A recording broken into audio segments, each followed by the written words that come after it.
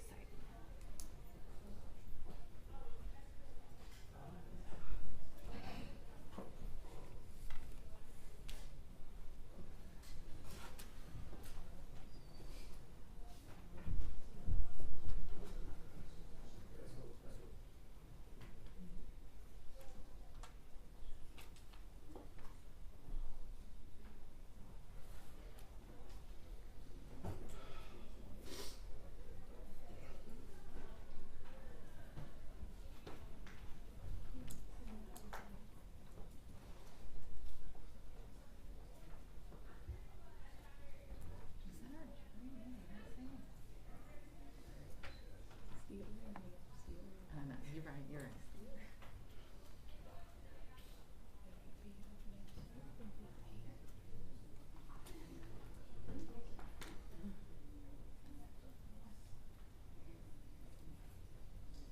I wonder where they ate last night.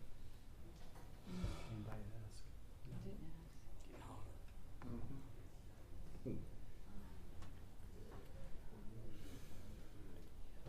Yeah, didn't you find the jury in there?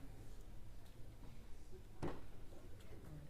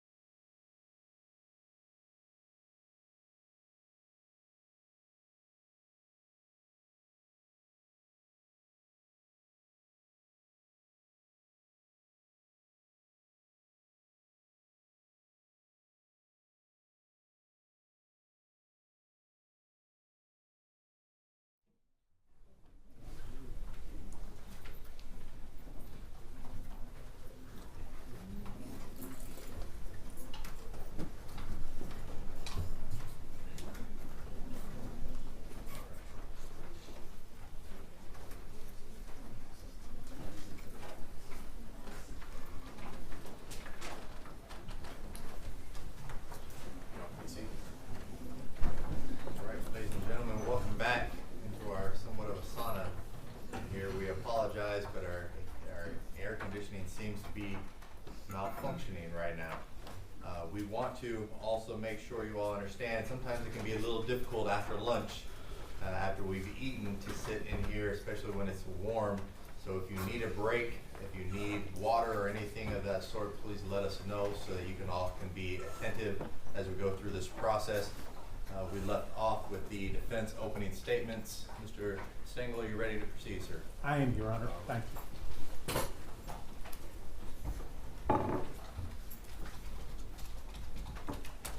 Good afternoon. Mike Stengel, and along with Mr. Steve Leffler, it's our privilege to represent Demetrius Haley. Choices, ladies and gentlemen. If you want a theme for this trial, I'd suggest to you it's choices.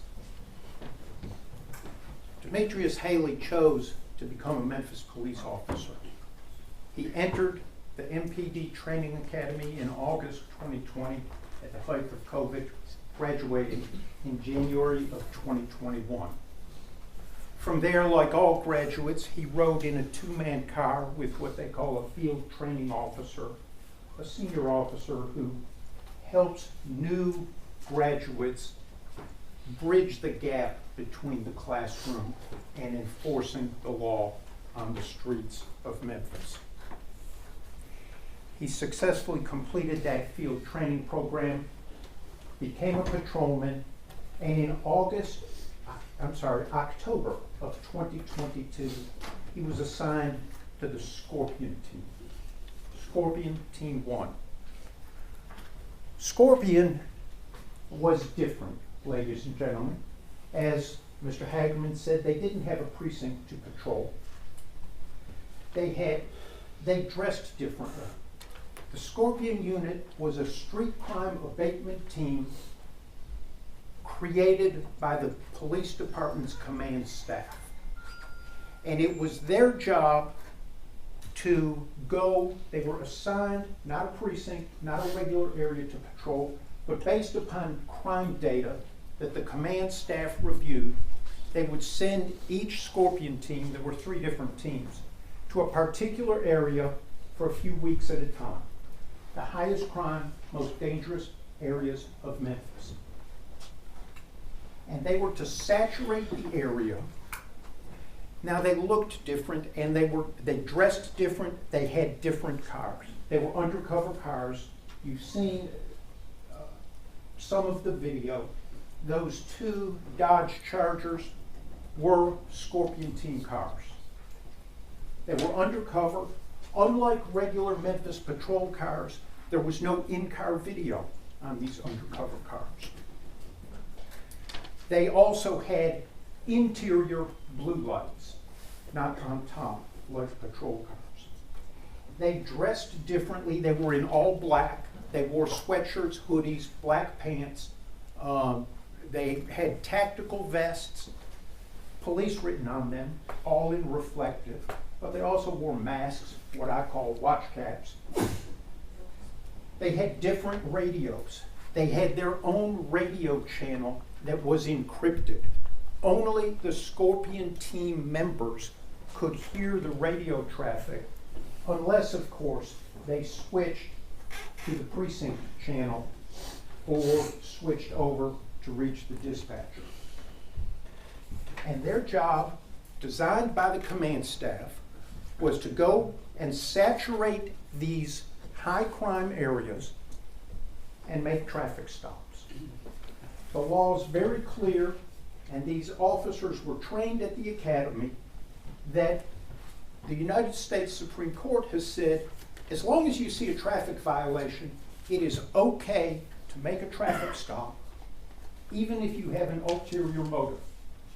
And the command staff gave the Scorpion team members an ulterior motive.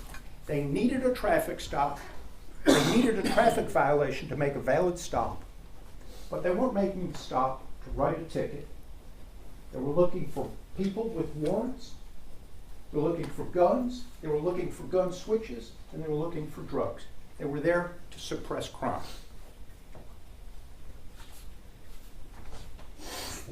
They'll also learn, as all policemen are trained and know, there are 2 types of traffic stops.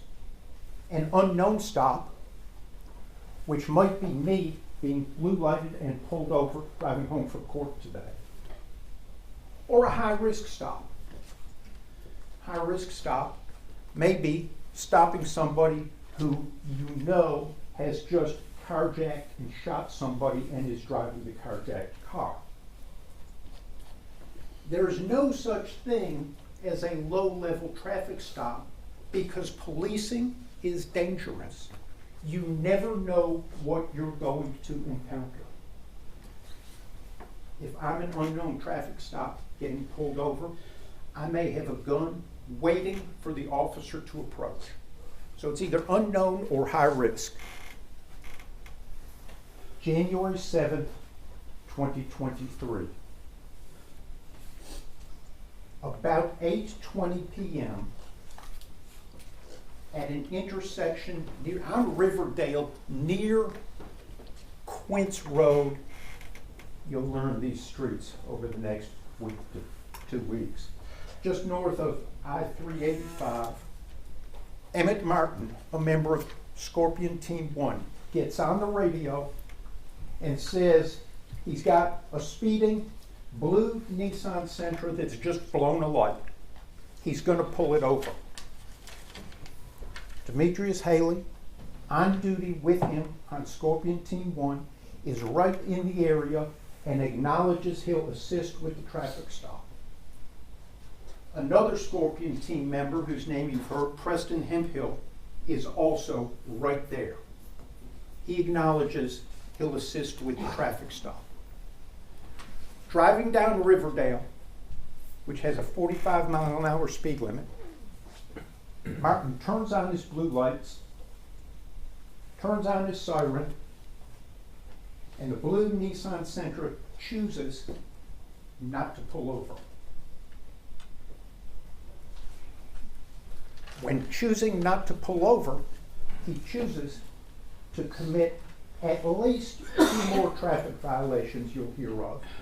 He's still speeding, and at least twice he switches lanes without turning his signal, putting another car in between him and Martin. Martin, Haley, and Hemphill are following the blue Nissan Sentra down Riverdale in excess of 45 miles an hour. The blue Nissan Sentra turns right on East Rains, and East Rains is also 45-mile-an-hour zone. There's a little crest in the hill before they get to Ross. The proof will show that Preston Hemphill got up to 64 miles an hour in this 45-mile-an-hour zone and was falling behind. He lost the other cars as they crested that hill. But he crests the hill, and right there at the intersection of Ross and Rains, the light is red. The blue Nissan Sentra is in the left turn lane. Demetrius Haley's car is on the left side, the driver's side, parked. Emmett Martin's car is angled at the front passenger side. Hemphill, and you'll see his body-worn camera. You'll see virtually the entire stop because you see Demetrius Haley leave his car, you see Emmett Martin leave his car, and of course the camera shows Hemphill leaving his car. The driver's choice not to stop,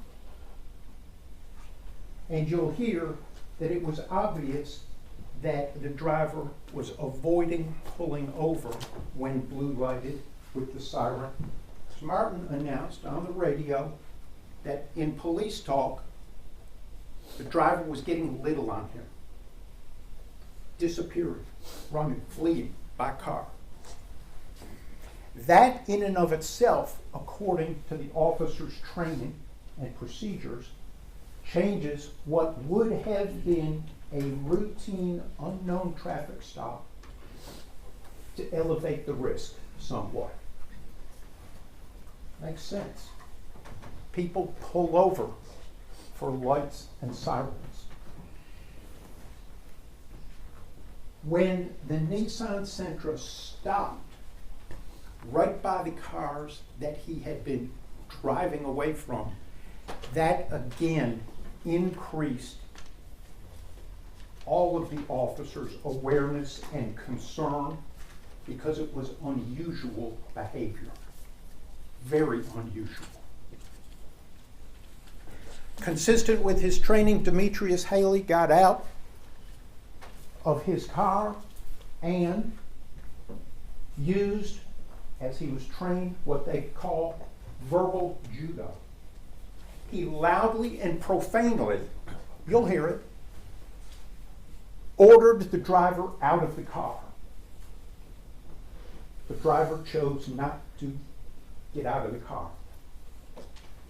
Haley approached, opened the door, and he's continuing to give commands. Commands are being given. The driver, Haley approaches the door, opens it, and the driver leans away from him. Haley moves up the Memphis Police Department's use of force continuum that you started learning a little bit about last week. And he uses soft hands. He reaches in to get the driver out. The driver pulls away from him. Haley reaches back in, pulls him out, and it was Demetrius Haley. Demetrius Haley on the driver's side, getting the driver out. I think Mr. Hagerman misspoke when he said it was Haley, or it was Martin who pulled him out of the car. But it'll become clear as you look at all of the video and listen to the testimony. Haley got him out of the driver's seat using the soft hands technique and put him in the A-frame of the car, between the body of the car and the open driver's door, to get his hands behind his back, handcuff and detain him for this increased risk traffic stop. The driver chose not to comply and not to allow his hands to be cuffed, and indeed spun around on Haley in the A-frame with Emmett Martin and Preston Hemphill there.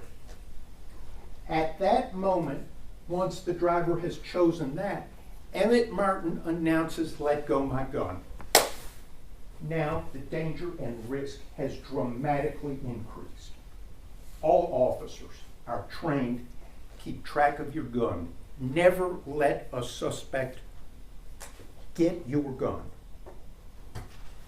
With that announcement, the driver is taken to the ground, where he still is not compliant. He still chooses to blade himself rather than follow the commands to lay flat. He is still resisting having his arms put behind his back, and Demetrius Haley uses his pepper spray. They're down on the ground, unable to control the driver at this point, and in an attempt to pepper spray the driver, Haley gets himself. At that moment, the driver chooses to continue not to comply. He gets up and he gets away from all three officers. As he is running, you'll see he's initially running towards an open car door on a vehicle that's running. Officer Preston Hemphill shoots his taser and frankly misses. It does not connect. The driver is off running southbound on Ross. Haley and Hemphill chase him. The chase is very short,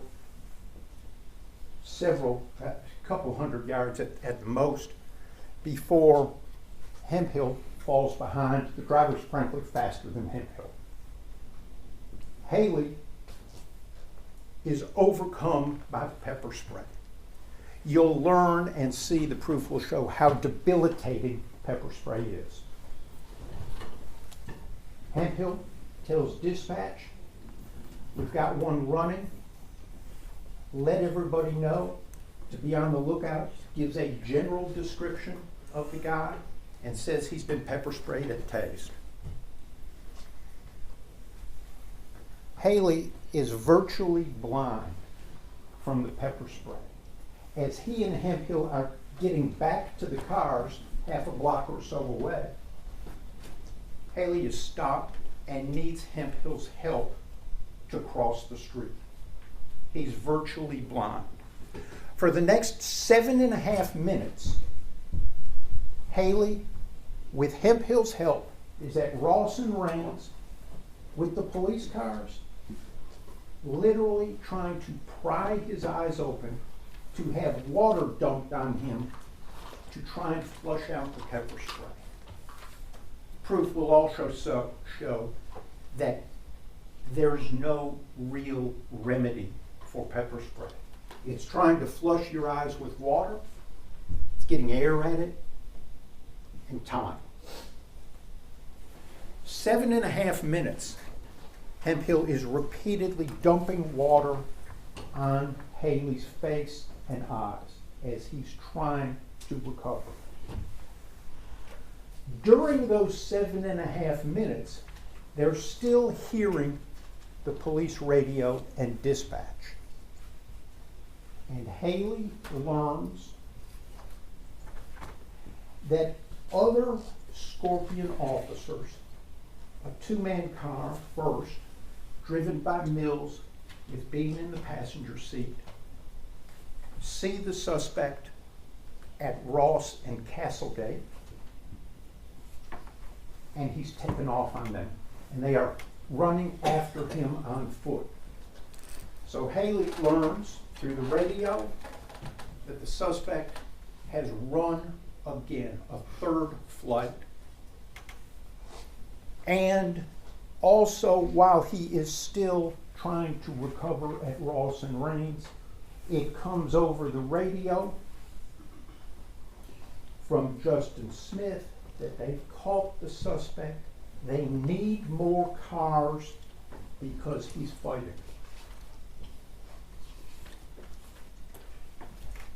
After 7.5 minutes, there's been enough recovery, enough water, hearing his fellow officers need help. Haley puts his tactical vest back on, gets in the car, and heads to Bear Creek and Castlegate. Arriving there, the times will mean more over the next several days, but he arrives there at 8:36 and 15 seconds.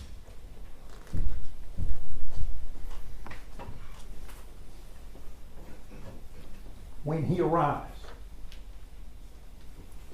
he knows this is the suspect. He knows he's fled 3 times. He knows he's gotten away from Haley, Hemphill, and Martin. He knows he's fled from Mills and Bean. He knows that Justin Smith has called for more cars because he's fighting. As he arrives, the driver and a couple of officers are down towards the ground. The driver has a handcuff on his left wrist, nothing on his right wrist. He is not detained, and the police training is that single cuffed wrist is a weapon, a potential weapon, very dangerous. Haley runs up and chooses to follow his training using now the hard hand technique, a single leg strike, a kick, to his upper arm, a muscle pressure point clothed area of the body, in an attempt to get that arm released so that the other officers on the ground with him can get him handcuffed and detained. It works, and within seconds, the driver is handcuffed and detained. Seconds after that, consistent with his training, Haley gets on the radio and tells dispatch, we need an ambulance. The suspect has been pepper sprayed, tased, and everything, is his exact phrasing.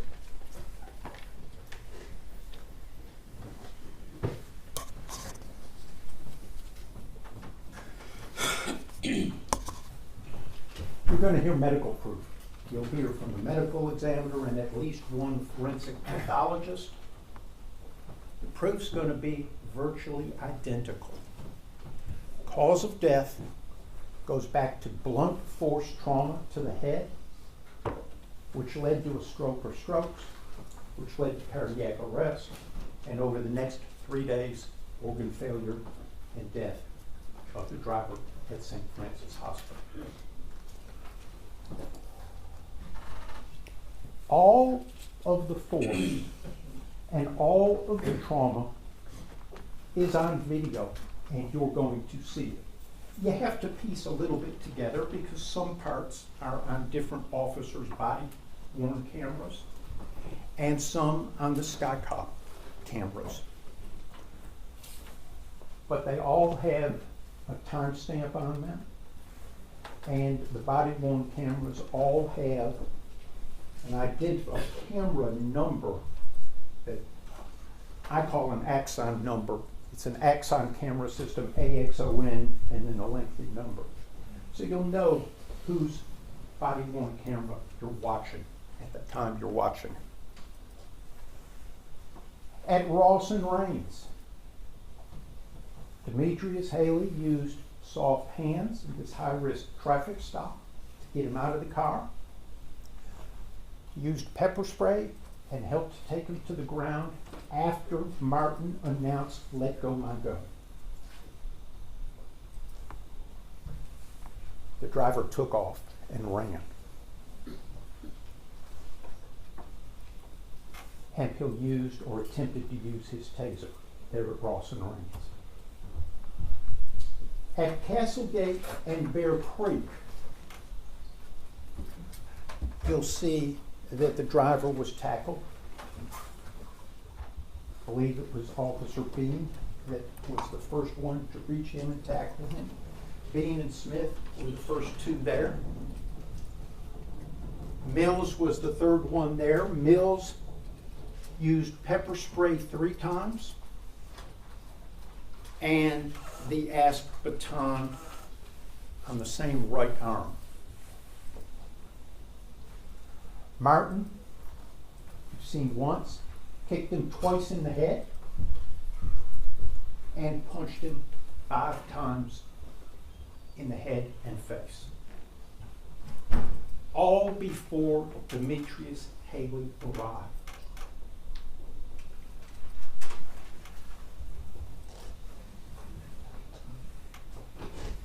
Proof and common sense show that you can't intervene in something you weren't there for and didn't know about.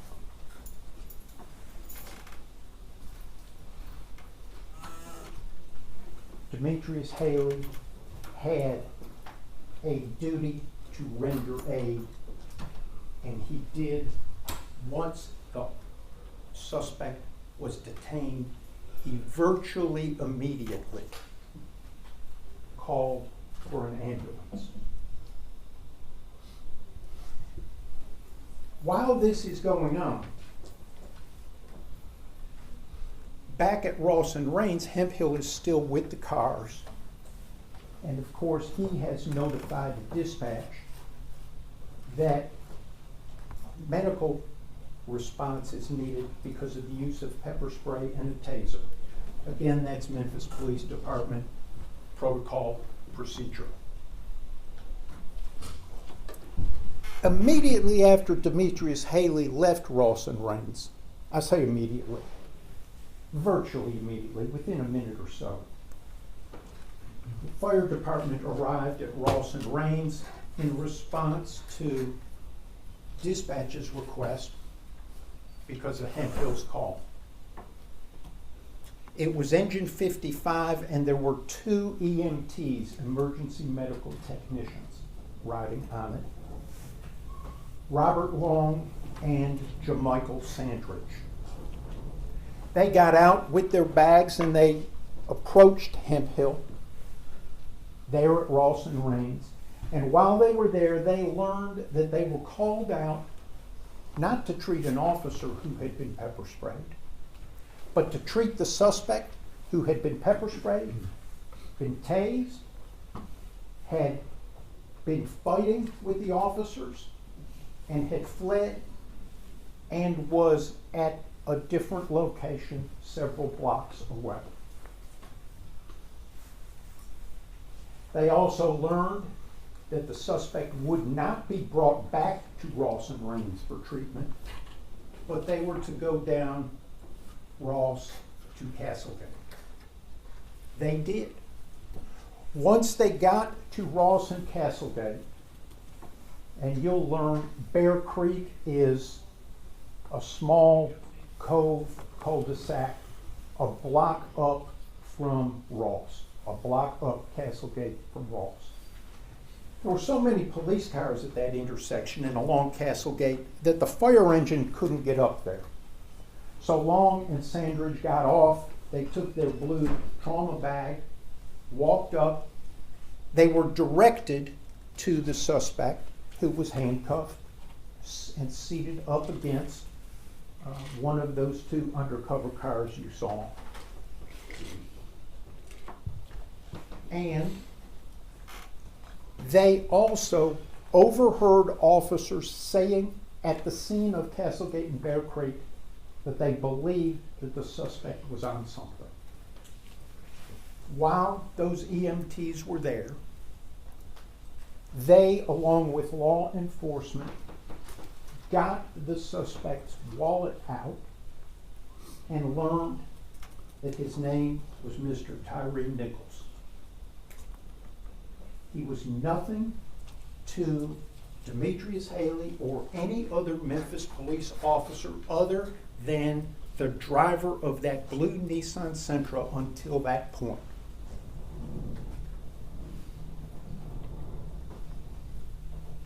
When Long and Sandridge arrived and were directed to Mr. Nichols, he was alert, he was oriented, he was answering questions. His speech was slightly slurred. He told them he was 29 years old. He admitted that he had been drinking some alcohol. He sort of ignored the question about drug use. He neither admitted nor denied drug use. He just really didn't respond. He didn't complain of pain. He didn't say anything about what had happened. He repeatedly said, "I want to be uncuffed," and stood up. Those EMTs spent the next 14 minutes standing and observing Mr. Nichols. They also, can't remember if I said, they checked and his pupils were pinpoint, which to them was indicative of the suspected drug use. Because of that, EMT Long called for an ambulance. He and Sandridge stood and observed Mr. Tyre Nichols for roughly 14 minutes. And you'll see them. No vital signs taken, although their paperwork said they were. After that 14-minute mark, an officer, off camera, but you hear the voice. Now, believe that it's Justin Smith, but you'll make your own determination. But an officer says something, "Hey, are you okay?" directed at Mr. Nichols. EMT Long is there, and he notices a change in Mr. Nichols' condition. He performs a sternal rub, which is basically a knuckle in the breastbone, to see how responsive he is. And Mr. Nichols responds to that. At that same time, the ambulance, Unit 28, arrives. It is staffed by another EMT, Jalen Jones, and a paramedic by the name of Jesse Guy. The paramedic has more education and is able to provide a higher level of care and perform procedures and administer drugs that an EMT can't. Mr. Guy takes over the care, immediately gives him Narcan, intranasal Narcan, in an attempt to counteract what may be an overdose. By this time, Mr. Nichols has gone from alert and oriented to responsive to pain to unresponsive. The paramedic starts an IV, more Narcan is given, he is loaded onto a stretcher, put in the ambulance, and the ambulance is off to St. Francis Hospital. Virtually when he back doors of the ambulance are closed, and EMT Long from Engine 55 ends up driving the ambulance in the back with Mr. Nichols and treating him. The paramedic, Jesse Guy, the other two EMTs, Jermichael Sandridge and Jalen Jones, who had arrived in the ambulance. He is treated, he goes into cardiac arrest, and gets CPR, various drugs, and is transported to St. Francis Hospital, where the care is transferred to the emergency room.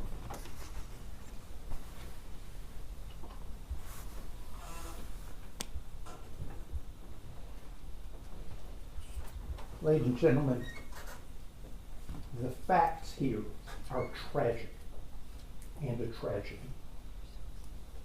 Demetrius Haley was present for portions of this. But a tragedy does not mean a homicide occurred.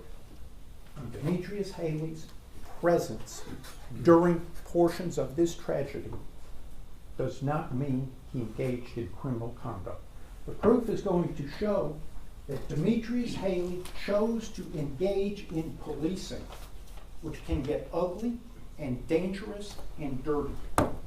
And he followed his training that night.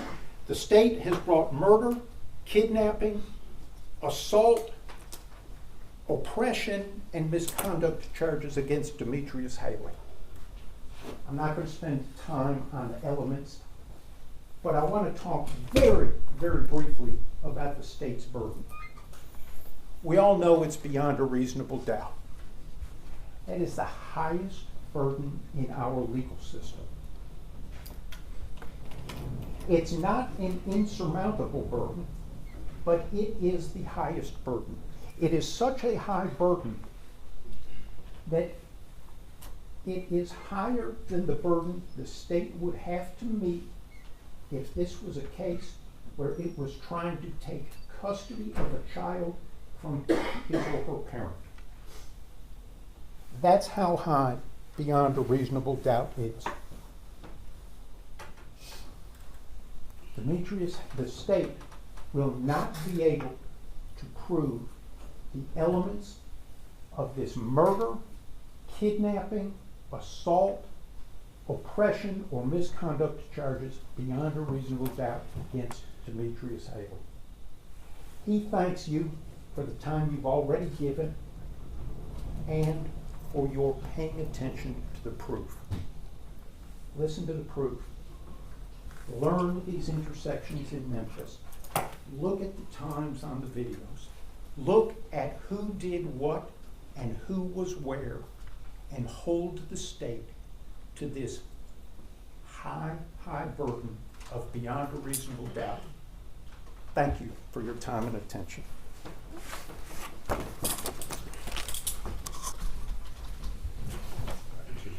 Yes, sir.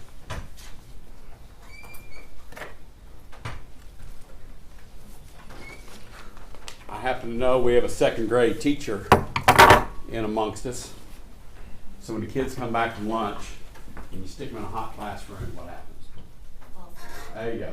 So, Judge, with Your Honor's permission, could they stand up, just stretch a moment? Because if anyone needs to stand up, or if you need a drink or need a rest, then you all are welcome to let us know. We will take that rest. Otherwise, we'll go ahead and proceed. I just don't want you falling asleep during my time. All right, I've done this 32 years. And in 32 years of trial practice, I've never read my opening statement ever. But this is probably going to be my last jury trial, and so I want to make sure I don't miss any points. So I'm going to stay pretty close to my notes. I figure it's good enough for a preacher, it's good enough for me, okay? I have the pleasure of representing Mr. Justin Smith. Justin, could you stand? This trial started with an indictment. And as it's been explained to you, the indictment is giving notice to the defendants what the charges are against them. And you've heard what those charges are, ranging all the way from second-degree murder, all the way down to official oppression, kidnapping, aggravated assault. All right? what you may or may not know, and it may or may not make a difference to you, is the indictment for murder actually was filed and then publicized within days of Tyre Nichols' death. The indictment came before the autopsy was ever gotten back on Tyre Nichols. The indictment occurred before the toxicology reports on Tyre Nichols ever came back. Then we went through that.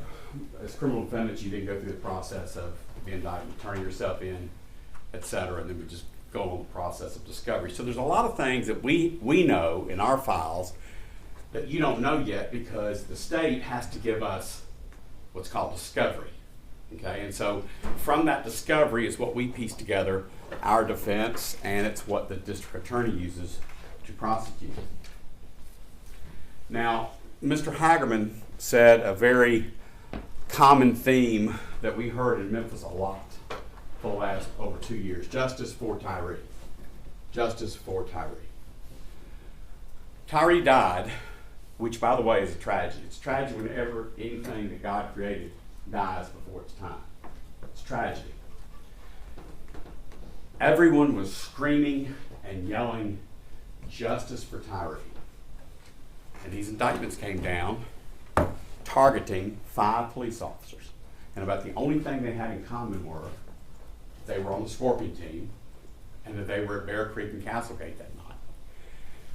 You've heard from the lawyers about someone named Emmett Martin. Emmett Martin's not here. The reason Emmett Martin's not here is he's already pled guilty to killing Tyre Nichols. He's not here. Desmond Mills has also pled guilty to causing the death of Tyre Nichols. He's going with the baton. I'm going to baton the fuck out of you. Give me your hands. Give me your hands. That's that guy. He's already pled guilty to causing the death of Tyre Nichols. What you may or may not know is they're awaiting sentencing. Their sentencing, some of it's going to depend not only on the crime that they pled guilty to, but it's also going to depend on their testimony here and how favorable or how cooperative they are with the state. Don't think for 1 minute, if somebody's looking at life in prison, they won't come in here and point the finger and say whatever they can say so they can get favorable recommendations from the government to reduce their sentence. Okay, those 2 guys aren't here. The guy who punched Tyre Nichols, I think 5 times. And you're also going to hear from the pathologist that says that there are 5 distinct tears in the brain, coincidental, that killed Tyre. What happened is that his brain starts shutting down from the injury. It then affects your central nervous system, and his went into heart failure. Okay? During that period of time while they're waiting on the ambulance, only 1 cop is monitoring Tyre's respiration rate. And you'll hear him, Mr. Sting was right, you'll hear him on tape saying to these EMTs, who I'd be willing to bet, we're all going to walk away from this saying those EMTs were the most incompetent people in the whole world. Because Justin Smith said either 3 or 4 times, hey, do you have the baggy thing to put on him? It's a rebreather to give someone oxygen. A cop is telling the EMTs, do you have the baggy thing to put on him? You'll see and you'll hear Justin Smith saying, his O2's getting low. Where's your green bag? You'll hear that phrase, green bag. The green bag is the bag that has the oxygen canister in it that EMT Long was supposed to have brought with him. By the way, before I forget, there's some confusion about EMTs and ambulances, okay? In Memphis, what happens is they will dispatch a fire truck first, and on that fire truck are EMTs. So that's who first arrives, okay? Then, if the medical care is higher or needed higher, that's when dispatch will then send an ambulance. And you'll hear proof that ambulances are in very short supply in Memphis. So what they'll do is, in order to span that gap, they send the fire truck first. Now, I think Mr. Stingle misspoke. Hemp Hill is not who called for medical. was Justin Smith, and you'll hear it at 13 minutes and 15 seconds on the dispatch tape. You'll hear that tape. The whole interaction starts at 9 minutes. That's when they're over there fighting at Ross and Range Road and doing all that, okay? And the call goes out saying, hey, we have a black male suspect running southbound Ross Road who's been tased and sprayed. Every cop who's going to come in here and testify will say, when you hear that, that means there's been a fight. If someone's been tased and sprayed and he's running, there's been a fight. And so when an officer calls for assistance because of a fight, you come. That's what Mr. Perry mentioned about how they actually let a suspect go so they could respond to help, okay? But listen on the dispatch tape. At 13 minutes and 15 seconds, it's Justin Smith who comes up on the radio, who's not even there. He's responding to the call for assistance. He tells a dispatcher how to do her job, apparently. Hey, go ahead and roll MFD now if chemical agent has been used. Because they know they're going to decontaminate it. Okay. That was Justin who called before they ever even caught Tyre Nichols. So at the end of this, don't tell me that Justin Smith was not concerned about the medical care of an unknown suspect who had not been searched, who had been fighting with the police, who had been tased and sprayed, that Justin Smith was responding to. Now, Justin Smith, if anything, is a horrible navigator. So he rolls up to Rains and Ross Road where Hemphill is standing, and this is what Mr. Perry was talking about. You'll see on the body cam, you'll see Justin pull up, stop for like 2 seconds. He looks at Hemphill and says, which way do you go? Hemphill, you'll see him, he's a very young, very chubby, chubbier than me, white guy. He points and says, that way. Off Justin goes. So Justin goes into the neighborhood because his experience tells him if you don't catch somebody pretty soon and set up a perimeter, you're not going to get them. And if he's been sprayed and if he's been tased, by the way, this after the fact business about the taser didn't work, nobody knew that then. Okay? You'll see Tyre Nichols run away from the taser, taking his coat off. I don't even think Tyre Nichols didn't know that he had been tased. But if you don't get medical to check someone out, you could find them later in a bush dead for an asthma attack, shock, whatever, heart attack, whatever. So Justin calls dispatch. Can we set a perimeter up so we can get this guy? Okay? And as Justin's sitting at a stop sign, trying to figure out where he's going, he looks up and he sees Tyre Nichols running and Tadarius Bean chasing after him down a dark street. We people who are not cops, that don't work the 6 p.m. shift, 6 p.m. to 2 a.m. shift, in the second most dangerous city in the United States, don't understand what it is to run down a dark street after a suspect who has now run from the cops 3 times and he's unsearched. You will hear proof that Justin Smith, in a short 4-year, 5-year period on OCU, that's organized crime, which is the umbrella to Scorpion, made over 1,000 felony arrests. Think about that. That's almost 1 a day. That's how dangerous Memphis is. We are the 5th most, this is FBI statistics, 5th most dangerous city in the world for murders. And Tadarius Bean is chasing this man down a dark street and tackles him. And Justin's sitting in his car.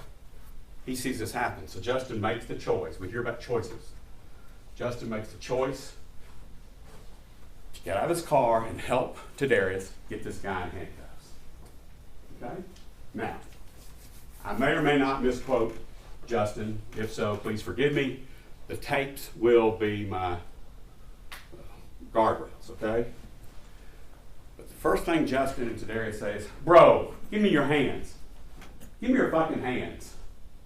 Man, just give me your hands. And they want to take issue with the fact that they had his hands, okay?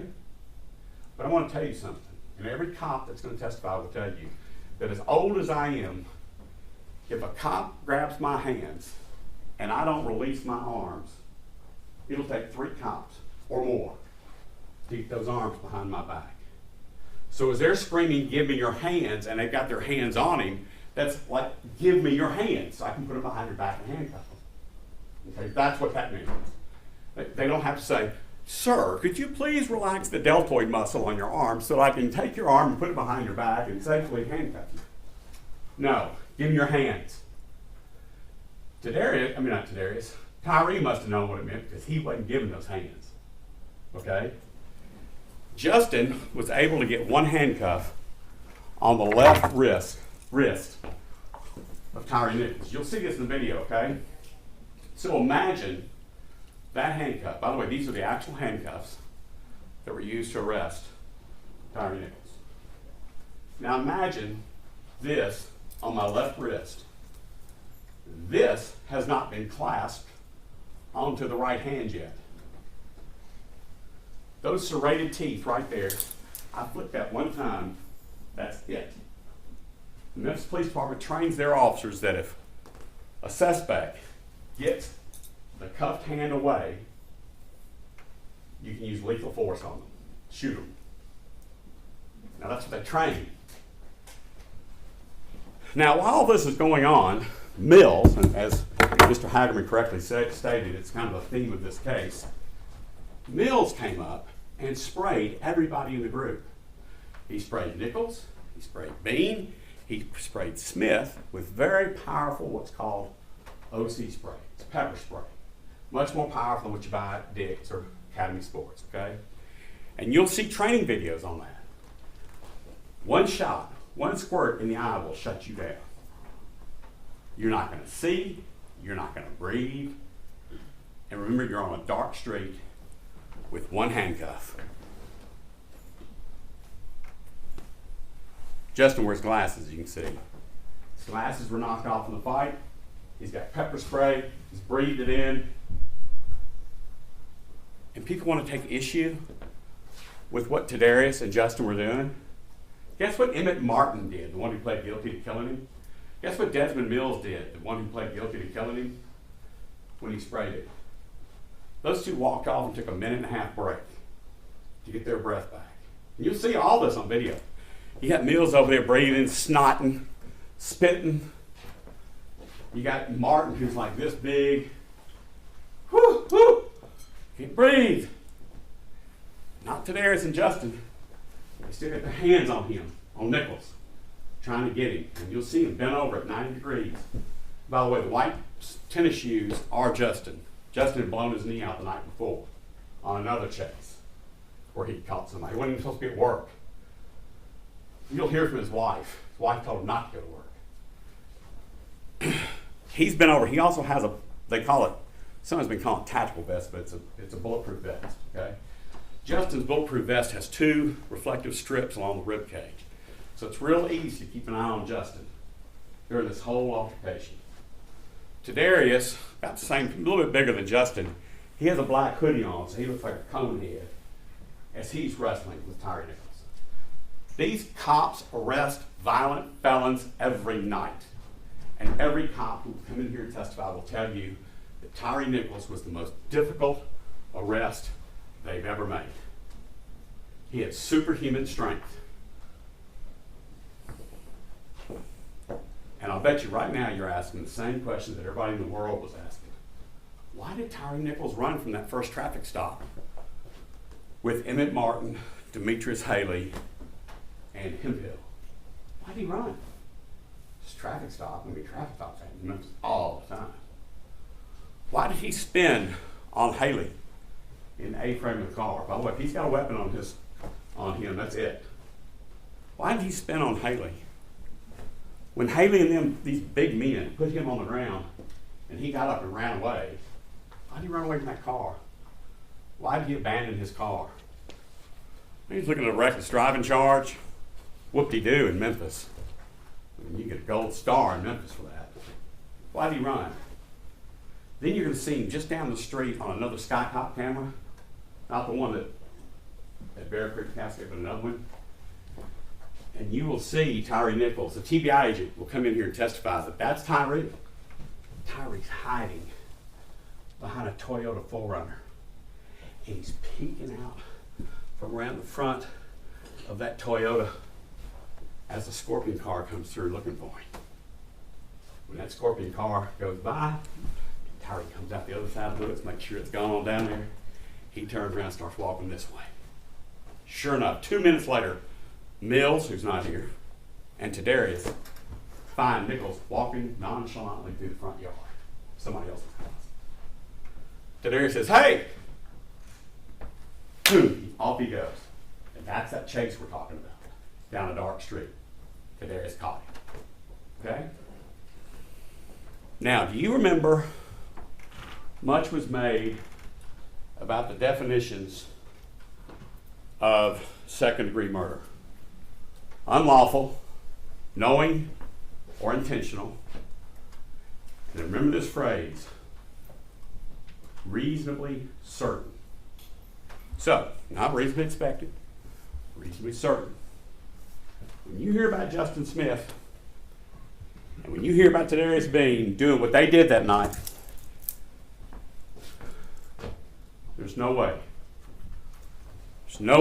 those men should be responsible for Emmett Martin. You will also hear proof that Emmett Martin was deranged. Emmett Martin was deranged. In fact, to some people, he had admitted being homicidal. Yet his Lieutenant Smith, put him out on the streets anyway. Cops have to rely upon other cops, just like that surgical team that Keith Berry talked about. You've got to rely upon the other cops on your team to do the right thing at the right time. Okay? No one could have expected, much less be reasonably certain, that Emmett Martin would come and crush the brain of Tyre Nichols. And before you take my word on it about what kind of person Justin Smith is, you will hear proof that Justin Smith never allowed another cop to ever abuse a suspect. You say, well, that's great, Zumach. Everybody would say that. You will hear direct proof that not 1 month before this, Justin Smith turned in a Scorpion Team cop for slapping a handcuffed suspect. Just slapping. What Emmett Martin did was a heck of a lot more than slapping somebody. Justin Smith was proud to be a police officer. You will hear proof that's all he ever wanted to be. He wanted to be a cop since he was 10 years old when his mama was being abused and a Millington cop came to her assistance. He didn't have two nickels to rub together. He went to college and he only applied for one job out of college. That's with NPD. You will hear Justin Smith's former bosses, I'm talking about brass, people like really in charge. They're not worried about what NPD thinks about them coming in here and testifying. They're going to come in and say he was a kind and compassionate cop who protected suspects and he protected other officers. You will hear Preston Hemphill describe Justin Smith as kind and gentle. Yet he's standing here, having lost his career, lost his reputation, standing charged with second-degree murder. So if you hear a little bit of frustration in my voice about that, that's what it is. So we're going to watch a bunch of videos, we're going to hear a bunch of audio, we're going to hear a bunch of foul language, and at the end, I think good things will happen for Justin. Because no matter what the politicians wanted done to Justin, see, indicting cops, that's a big thing nowadays. No matter what the politicians wanted done to all these cops, it's your word. You will be the final word whether or not Justin Smith broke the law. And I'm confident in you. Thank you. All right, ladies and gentlemen, here before we go with witness, does anybody need a break? All right, with that being said, State, are you ready with your first witness? Yes, Your Honor. State calls Rovon Wells.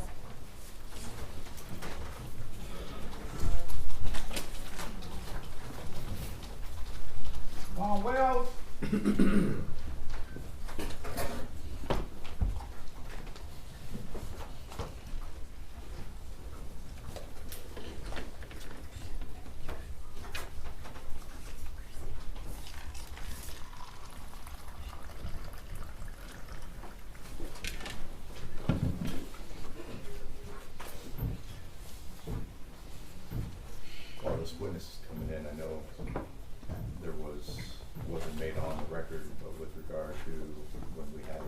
as bench conference with regard to the rule. Are there any other witnesses or potential witnesses in the courtroom that the defense had requested at the rule? I just wanted to. May I speak to Mr. Hagerman real quick? I may be able to take care of it. Yes, we are going to call for the rule. However, I believe I'm going to permit one exception to that. We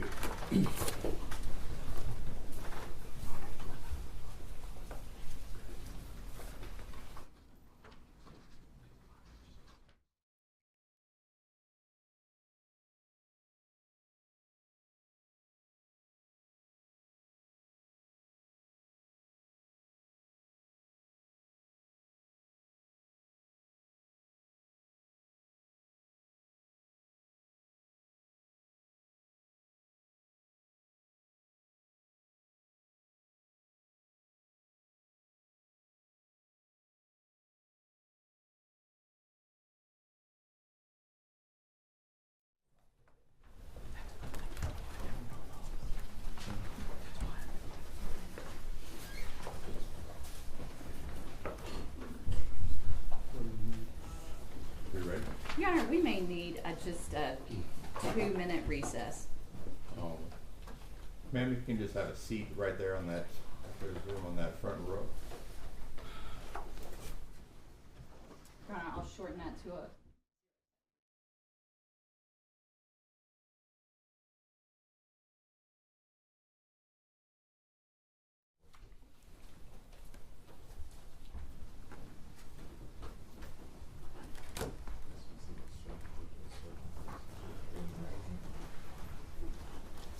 Ma'am, do you solemnly swear or affirm that the testimony you give today will be the truth and nothing but the truth so help you God? Yes. All right, please have a seat and please watch yourself.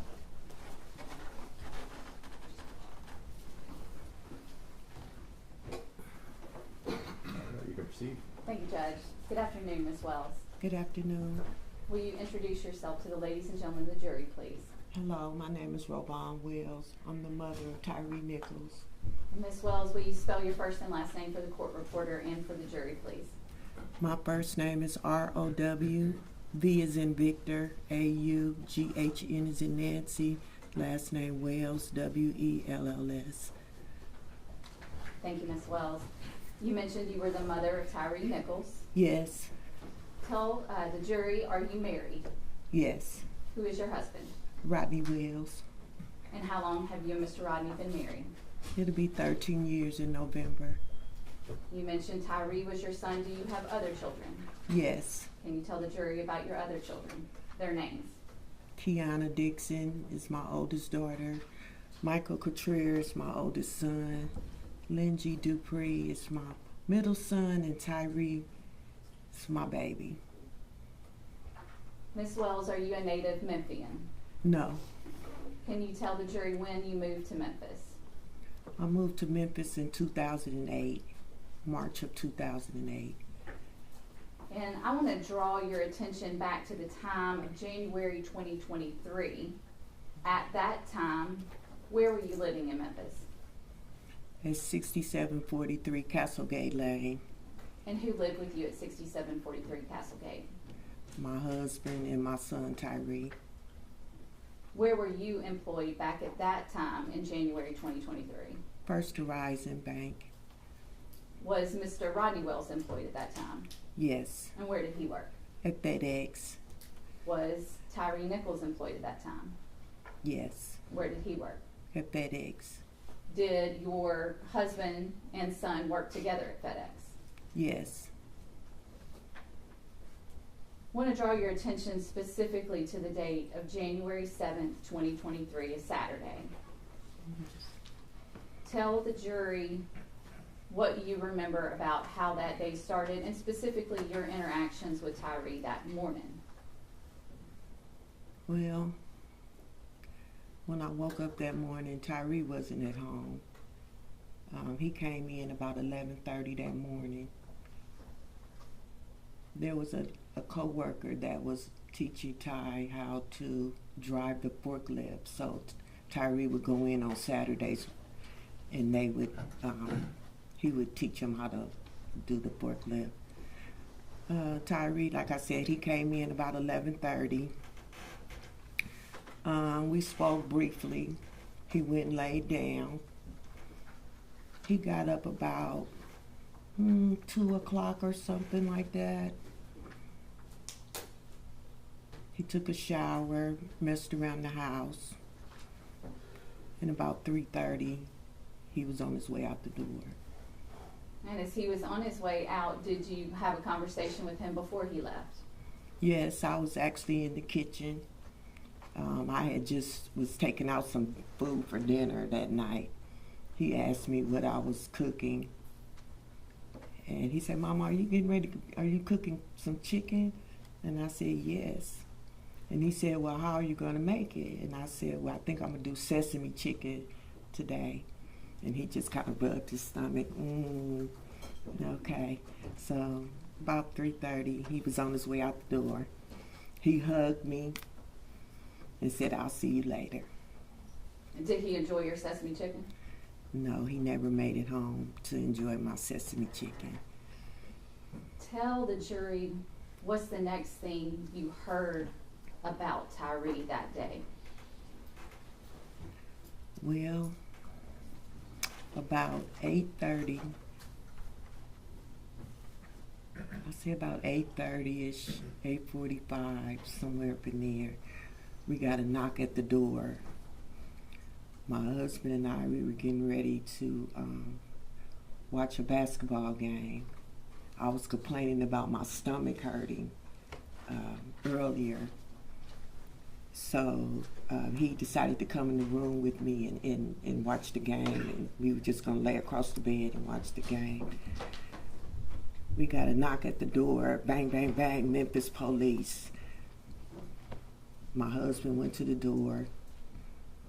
I heard a gentleman say, does Tyre Nichols live here? My husband, he paused a second, and then I came to the door, and I said, yes, Tyre lives here. I'm his mother. What's going on? They proceeded to tell me, the police officer that was at the door, it was actually 2 police officers at the door. One proceeded to tell me that Tyre was arrested. And I asked him why he was arrested. And they said for DUI. And DUI, that didn't sound right to me. And tell the jury, why didn't that make sense to you? Because my son, he doesn't drink like that to have a DUI. We're not drinkers in our families. So Ty would barely drink a beer, or something. So it just didn't seem right to me.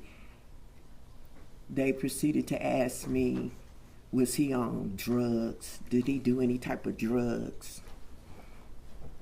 And I said, no, he don't do any type of drugs.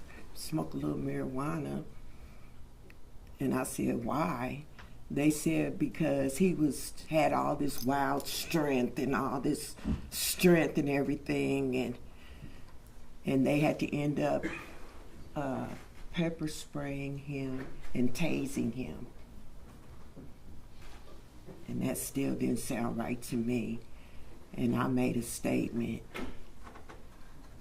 Well, if all of that happened, then somebody must have put something in his drink or something if they were saying all of this stuff happened. So the officer told me that they're going to be taking my son to the hospital. I asked him where my son was, and the officer said he was nearby. And I said, nearby? And they said they were going to take him to the hospital because he had been tased and pepper sprayed. I said, well, okay, what hospital is he going to? I need to go. The officer told me that I could not go because Ty was arrested. He proceeded to get some more information from us and everything, and then they left. After those officers left, what did you do next?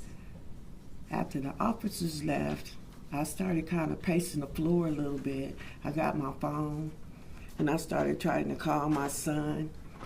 He didn't answer.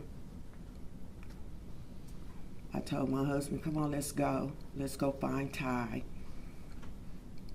He took a little too long and I had jumped in the truck, my SUV, and there was another police officer just sitting out there. So my husband came. We were gonna take the route that we thought, Ty would come home. And because they were saying that they were taking him to the hospital, we just kind of assumed that it would be St. Francis because that's where normally they take, people. So as we got into our vehicle and we drove to Rains and Castlegate, we made a right on Rains.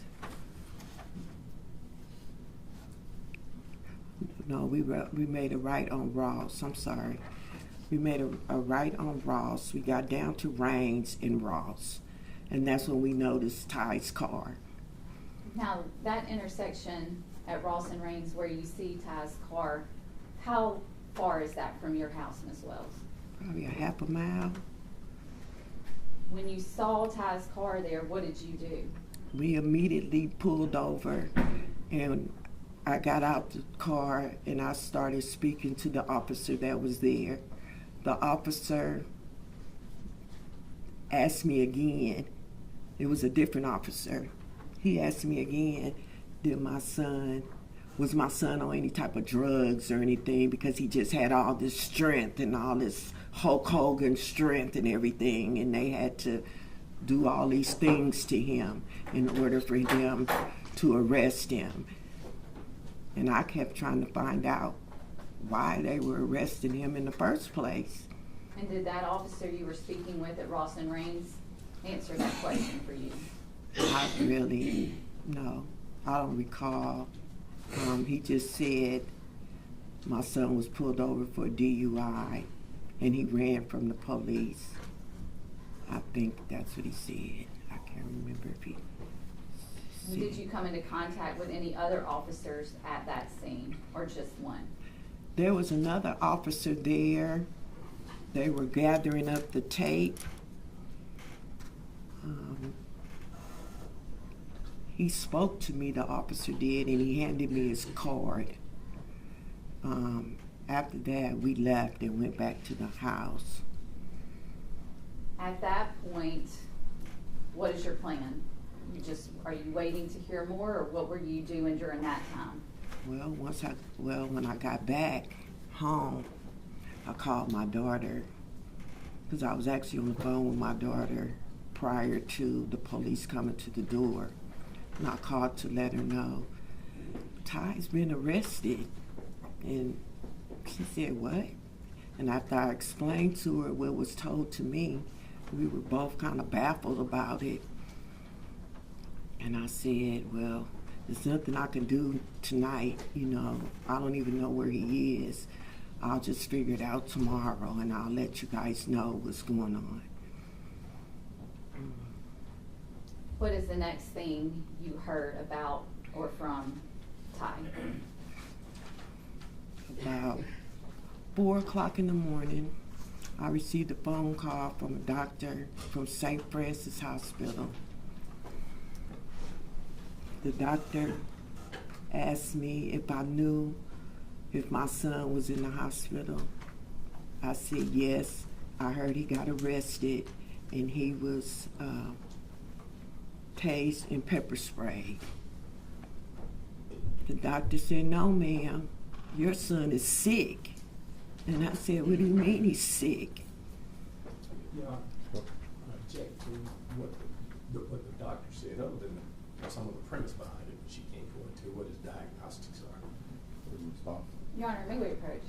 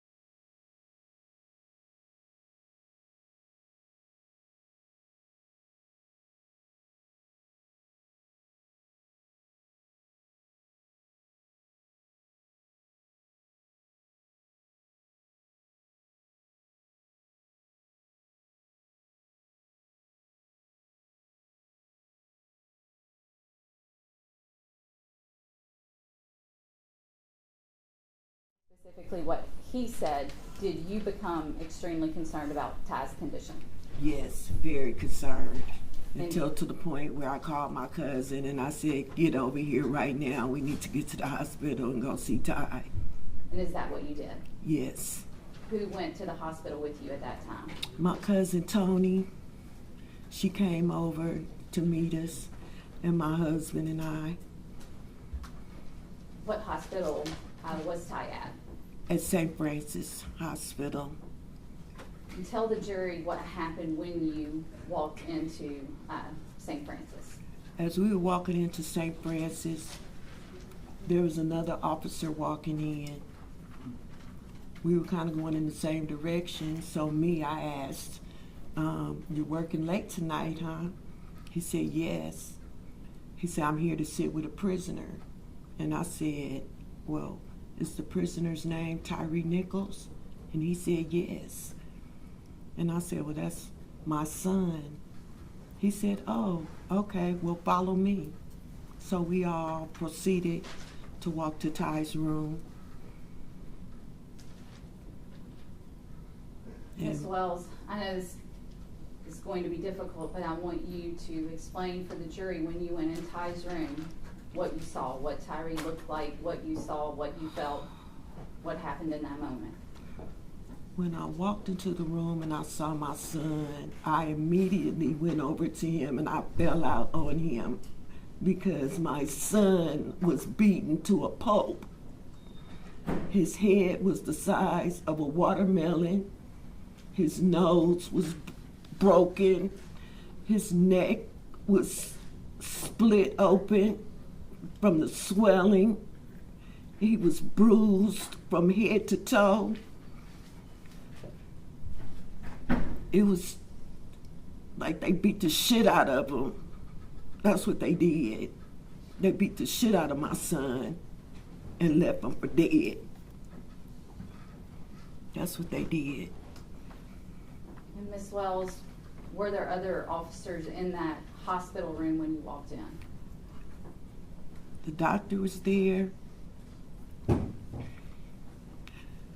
There were some other officers in there. Once I saw my son and I basically passed out on him, basically. I just laid on him and just started crying. And I just burst out and said, what the fuck is going on here? This does not look like no pepper spray and no tasing. And a police officer took my husband and I out the room. My cousin stayed there and took us into another room. I want to say it was a sergeant or captain, I can't remember. We spoke briefly. And then next thing you know, all the Shelby County police and everybody was out the room. They said TBI had taken over the case. And all the police officers that were there were gone. And so it was just the TBI, the nurses, the doctor, and my husband and my cousin. We were in the room with my son. When you saw your son, was he ever responsive to you that night? No. Tyre was not responsive. He was on a breathing machine, and the machine was keeping him alive. And did you know from the minute you walked in that room that night that your son was gone? Yes. You couldn't. There's no way my son would have survived from that. He was already deceased, basically. I say they must keep him on those breathing machines for 72 hours. But my son was deceased. Ms. Wells, several days after that, did you get a call like that from the hospital on January 10th informing you of your son's passing? Yes, I got a call a little after 2 by the same doctor, Charles. I want to say Charles, I can't remember. I meant to look, I can't remember. He said, Mrs. Wells? I said, yes. He said, this is Dr. from St. Francis Hospital. I said, yes.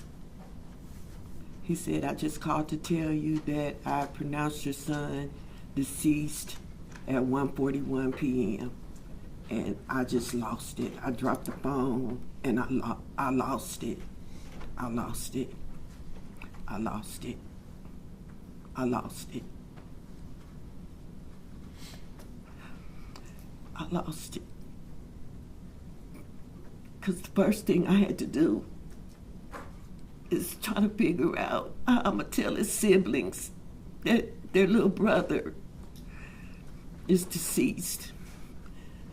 That was one of the hardest things that I ever had to do as a mother, is to explain to them. I called my daughter. When I explained it to her, I heard her falling down the stairs. She cracked her nose. And the fact that I'm from California, all my kids still live in California. So it was very difficult to not be there to tell them. I called my middle son, my oldest son, Michael. I told him, I don't even think he even heard me. And the reason why I say that is because a couple days later, he called. He said, Mom, what's going on with my little brother? Why haven't you called and told me anything? I said, Mike, Ty is gone. And he just lost it. He was like, what do you mean he's gone? I said, I told you Ty didn't make it. And he lost it. And then I had to call my other kids. My middle son, I had to call him. And then my god kids, and everybody just started. Everybody knew at that time. Yes, that was the most hardest thing that I ever had to do as a mother, as a parent, to tell the siblings that your baby brother is deceased, and really for no reason at all.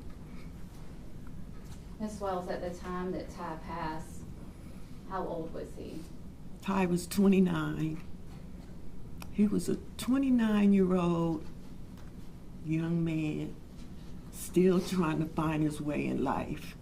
You know, he hadn't found his way yet. He was getting there. He loved to skateboard. Ms. Wells, I'm going to pass you a picture.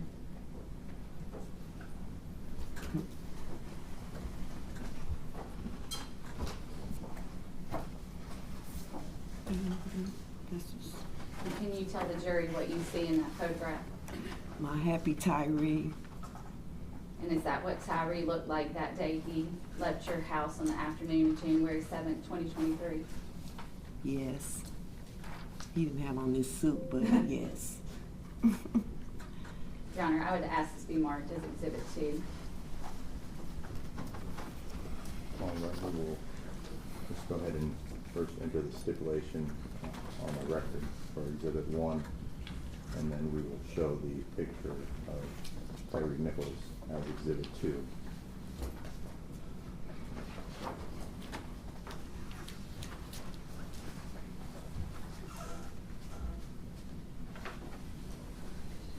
Your Honor, permission to publish. Yes, sir.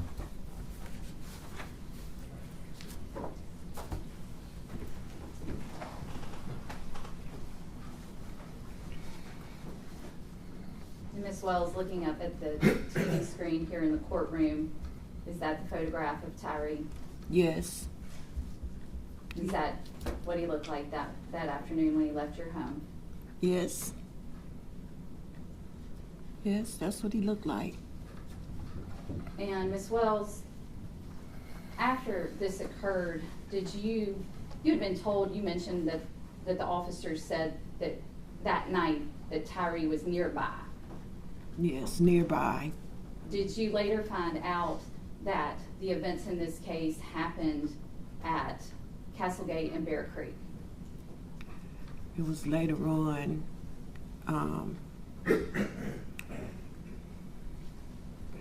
Actually, my son, they were looking at different videos and things of that nature, and they realized that this had happened in a neighborhood. And as they started putting two and two together, they realized that it happened in the first cul-de-sac of our subdivision. And tell the jury, if you can, about how far from your front door to where this happened, that cul-de-sac where Castlegate and Bear Creek is, how far away is that? About 80 to 100 feet.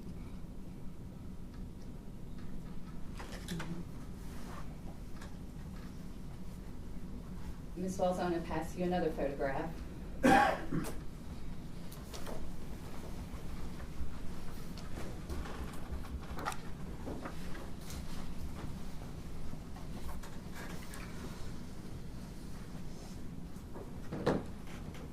Wells, do you recognize what's in that photograph?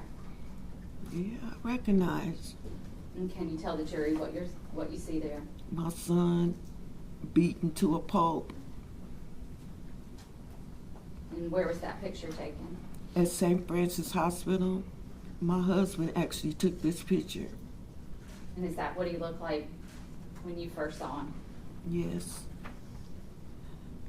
As we were walking in, and I saw him, and as I was walking over towards him, my husband took this picture. Your Honor, I ask this be marked as Exhibit 3. Any objection? We'll show the photo of Mr. Nichols in the hospital as exhibit 3. Your Honor, permission to publish.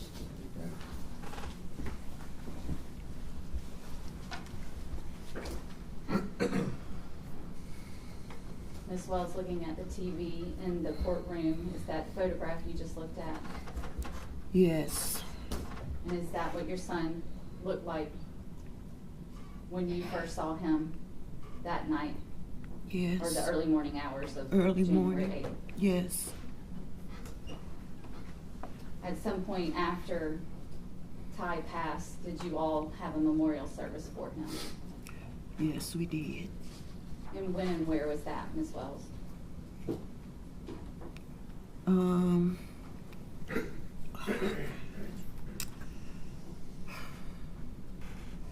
It was approximately, I can't remember the date. That's okay.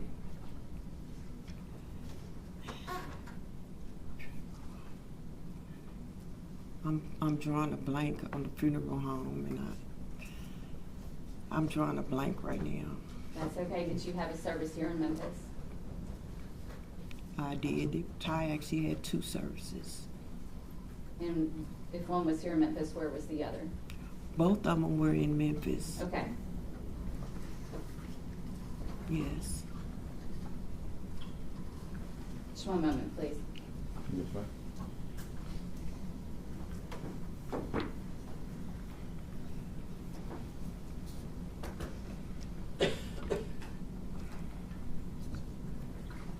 Your Honor, we pass the witness.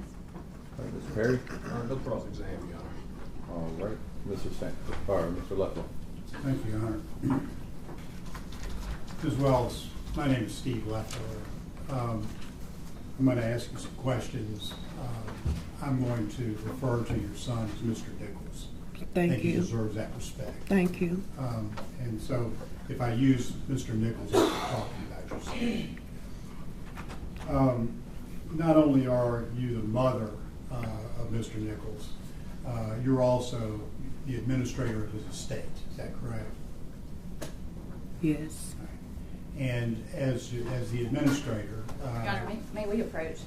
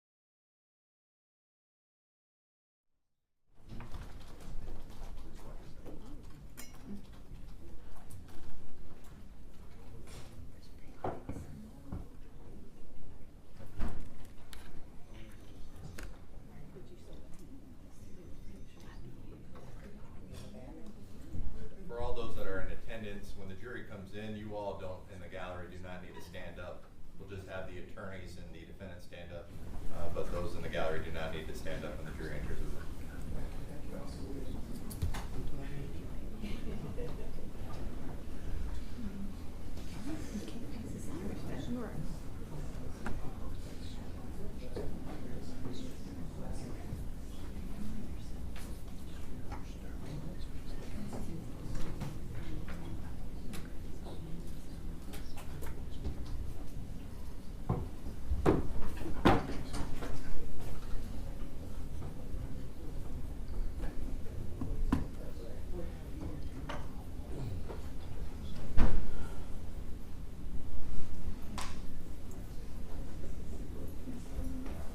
We're working around her schedule for tomorrow. Probably take the whole day. Sure, with the human department, guys. We'll do the TBI now. Yeah. TBI now. That's fine. Okay.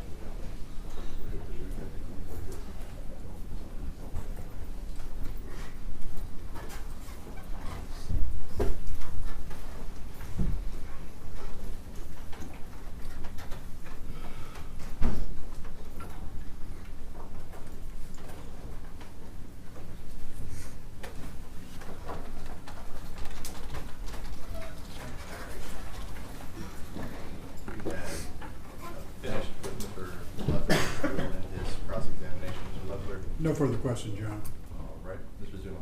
I have no questions of Ms. Wells at this time, subject to my other subpoena that we spoke about. All right.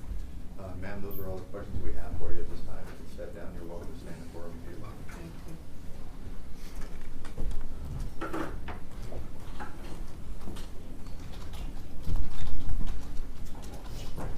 Ladies and gentlemen of the jury, we have come upon that 4:30.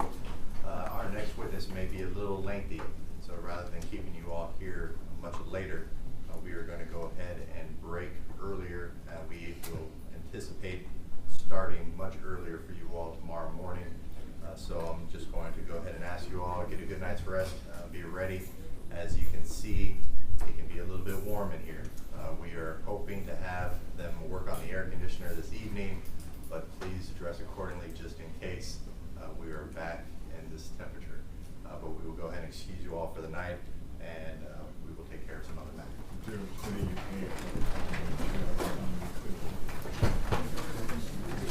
You're being serious.